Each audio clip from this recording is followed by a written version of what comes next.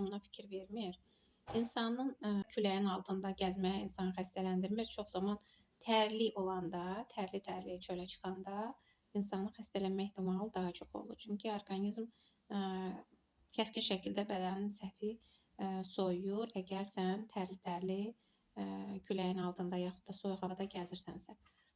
Və bu soyuqdənmə nəticəsində orqanizmdə mövcud olan mikroblar insanı xəstələndirir. Ya da kimsə sənin yanında məsələn bir dəfə askırdısa, öskürdüsə, artıq sənin ona immun sistemin aşağı düşdüyü üçün müqavimət göstərə bilmir. Ona görə həmin virus səni dərhal xəstələndirə bilir.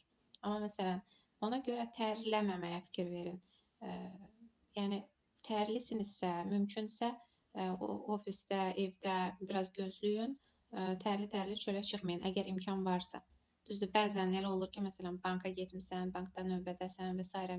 məcbur olursan tərli çölə çıxmaq. Amma mümkünsə, yəni heç bir tələsən yeriniz yoxsa bir 10 dəqiqə gözləyib, üst paltarı çıxardıb bir 10 dəqiqə gözləyib tərinizin soymasına imkan verin ki, heç olmasa belə vəziyyətə xəstələnməyəsiniz. Hamınıza sağlam olmağı arzulayıram.